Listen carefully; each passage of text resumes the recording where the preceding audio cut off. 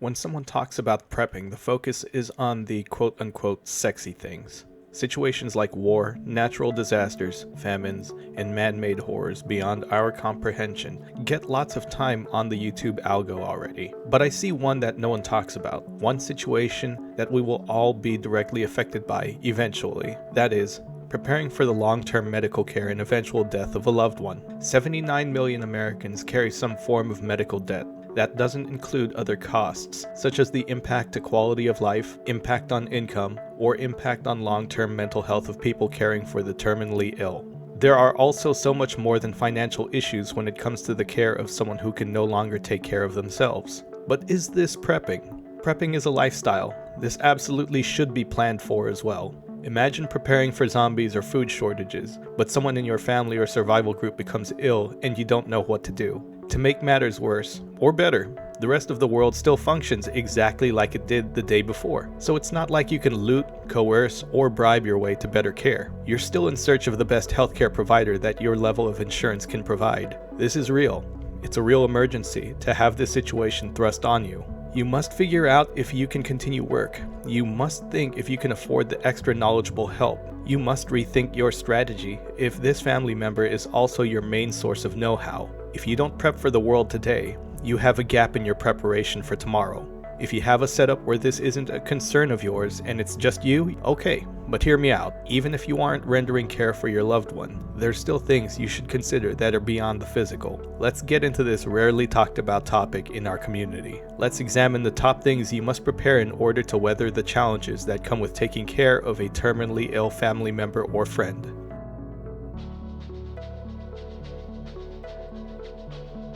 Do you know how to properly wipe a butt? I mean this in all seriousness.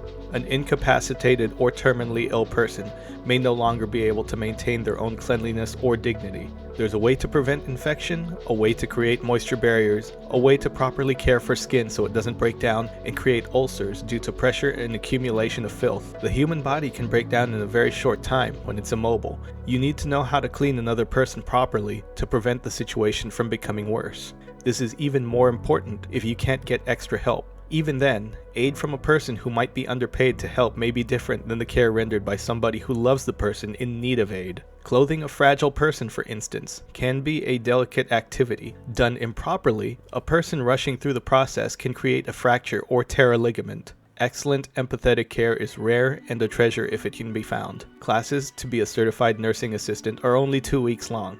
In addition, resources to help all levels of healthcare students study for patient care are found freely online, especially on this platform. Knowing how to care for someone is a skill that up to about 100 years ago was so common most people in America could care for their family.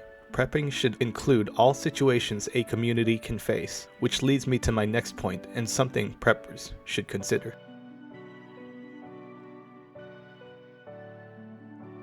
Watching a loved one slowly deteriorate is hard. I had to go through this myself when I took care of my own father. I would be up for 21 hours some days, watching his breathing, making sure he was clean, administering pain meds, things like this. Add to the fact that I was watching him waste away slowly while cancer took over his body. It was hard. Extremely hard.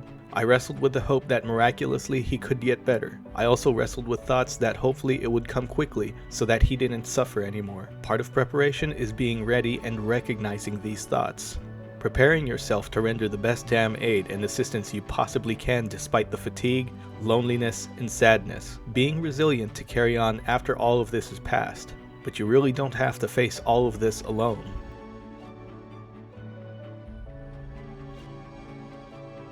I stress community and connection a lot if you watch my videos. We need to collect those we trust and help each other when we can. If you have friends or family that can help with any of the physical steps or provide companionship or bring you food while you care for your loved one in their final days, I swear to you this will make the event so much easier and less straining on you. They will also be there for you while you grieve. Be with you while you share a meal. You will never forget those moments. Prepare by creating a strong support system. A community that cares for you and watches their own, that helps prep in good times and support during hard times. Be aware though, that everything also has its price.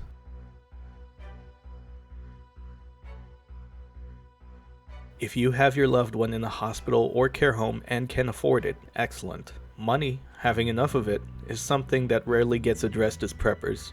I'm not talking about barterable goods or SHTF stuff. Let's say the end of your loved one's world began tomorrow and the world outside looks the exact same as yesterday. Do you have enough assets saved or invested to ensure they receive proper care? Do you have enough resources to miss work for days, weeks, maybe even months? Would you be able to afford the hit? I've had gold in my pocket, but when I needed cash money to resolve a medical concern, they weren't interested in that. If you don't make enough right now, do you have any way of making more? Can you expand your skill set? Can you enter the trades industry? Can you do odd jobs or offer under-the-table assistance? These are things you should consider. It sounds like I'm trying to be a career counselor, but it's true. More money will enable you to prepare for more outcomes and scenarios. Not just because you can buy more beans, band-aids, and bullets, but you can afford to take up to a year unpaid and still cover all your bases. Obviously, if you're relying on fixed income, this will be hard, but I can't stress how important this is because it also leads to the final stage.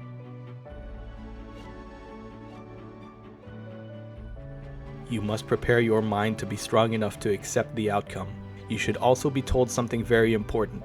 If you love this person, their death never gets easy. You will still feel that immense sadness and loss, but hopefully you'll learn to persevere and treasure them going forward. Resiliency to continue surviving is found through purpose and community. Maybe you hold skills and knowledge you can't give up yet because you must pass that down to the next generations. Your friends and family might treasure your company just as much as you treasured the company of the one you lost. You have things to do, knowledge to give, stories to tell. That last part is important. You have stories of the one who passed away. You keep the record of their memory. Your community might want to hear you relate a few. It's important to realize a loved one's death never gets easier. It only gets further away.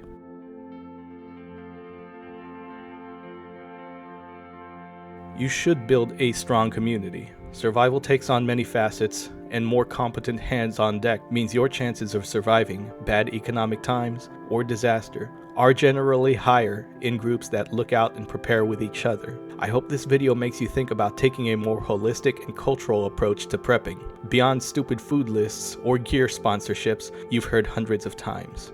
I don't need to show you how to prepare rice to last in Mylar for the 70th time, but I hope I can help be a voice that helps build your local community into something great, disasters or not. I'm ending this with the video of the man who inspired this collection of reminders that preparation for everything doesn't look like what we think of when we normally think prepper. I love you, Dad. One day, a long time from now, I hope we meet again.